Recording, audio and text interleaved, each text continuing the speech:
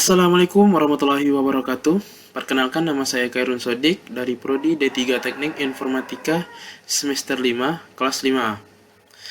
Pada kesempatan kali ini saya akan mempresentasikan tugas UAS, yaitu menjelaskan terkait cara Local Area Network bekerja. Langsung saja, untuk mempersingkat waktu, kita masuk ke materinya. Yang pertama, apa itu LAN? Nah, LAN atau Local Area Network adalah jaringan komputer pribadi yang terbatas pada suatu lokasi fisik seperti rumah, kantor, atau gedung. Fungsinya adalah untuk menghubungkan berbagai perangkat seperti PC, laptop, printer, dan smart TV.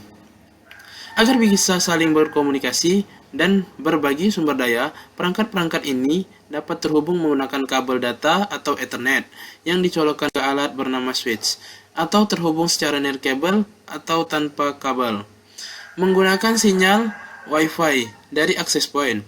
Karena jaraknya yang sangat dekat, pengiriman data di dalam LAN sangat cepat, sehingga ideal untuk berbagi file atau menggunakan printer bersama.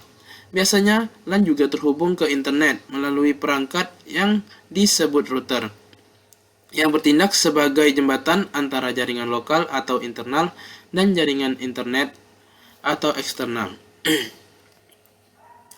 Nah, untuk cara LAN bekerja, yaitu ada 7 cara, yaitu yang pertama, koneksi ke perangkat, yang kedua, pengiriman data, yang ketiga, pengaturan oleh switch, yang keempat, penggunaan protokol, yang kelima, akses ke sumber daya, yang keenam, akses ke internet, dan yang terakhir yaitu identifikasi alamat.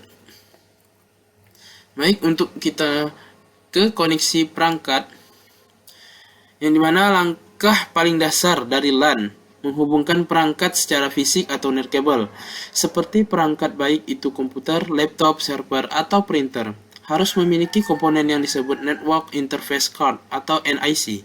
NIC ini adalah pintu gerbang perangkat keras yang memungkinkan perangkat tersebut berbicara dalam berbahasa jaringan. Untuk koneksi kabel atau Ethernet, NIC adalah port atau colokan kotak yang disebut RJ45 di bagian belakang PC atau laptop Anda, tempat Anda mencolokkan kabel jaringan. Untuk mengkoneksi nirkabel atau Wi-Fi, NIC adalah chips dan antena internal di dalam laptop atau smartphone Anda yang mencari dan menghubungkan ke sinyal access point atau AP. Saat terhubung, setiap NIC memiliki alamat fisik unik yang tidak dapat diubah yang disebut dengan alamat MAC yang ditanam oleh pabrik pembuatnya. Baik, yang kedua, pengiriman data. Ketika kita mengirim untuk email atau mencoba membuat file dari server, perangkat tidak mengirimkan seluruh data dalam satu bangkahan besar. Sebaliknya, data tersebut dipecah menjadi bagian-bagian kecil yang terkelola yang disebut package atau frame. Proses pemecahan ini penting karena yang pertama, efisiensi. Jaringan dapat menangani potongan-potongan kecil dari berbagai perangkat secara bersamaan. Kedua, keandalan. Jika satu paket gagal terkirim atau rusak di jalan, hanya paket kecil itu yang perlu dikirim ulang, bukan seluruh file. Paket-paket ini kemudian dikirim dari NIC perangkat Anda melalui kabel atau sinyal Wi-Fi menuju ke perangkat pusat jaringan. Untuk yang ketiga, yaitu pengaturan oleh switch. Switch berfungsi sebagai pengatur lalu lintas data yang efisien dalam jaringan. Perangkat ini mengelola sebuah table internal yang disebut MIC address table, yang memetakan alamat fisik MIC address setiap perangkat ke port spesifikasi di switch tempat perangkat itu terhubung.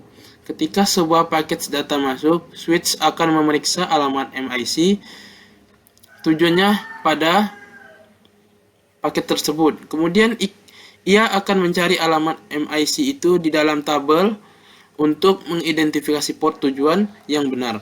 Setelah ditemukan, switch meneruskan paket data itu secara langsung dan hanya ke port yang dituju, sehingga tidak mengganggu lalu lintas data pada port-port lainnya.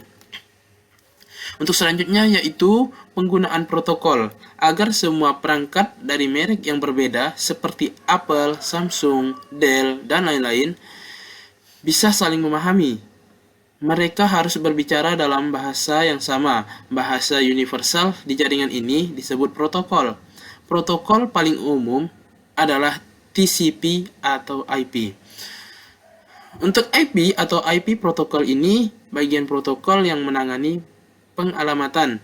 Ia memastikan setiap paket data memiliki label alamat IP pengirim dan alamat IP tujuan, mirip seperti menulis alamat di amplop surat.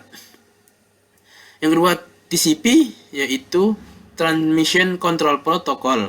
Ini adalah bagian protokol yang menangani keandalan.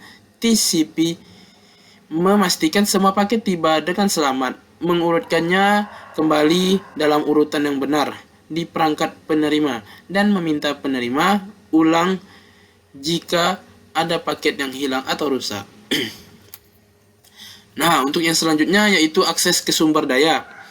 Setelah semua sistem koneksi dan protokol berjalan, perangkat dapat saling berbagi sumber daya. Contohnya, file server. Alih-alih menyimpan file di 20 komputer yang berbeda, satu file server pusat menyimpan semua data. Kita dapat mengakses file di server tersebut seolah-olah file itu ada di komputer sendiri. Yang kedua, printer jaringan. Satu printer dapat melayani 20 karyawan.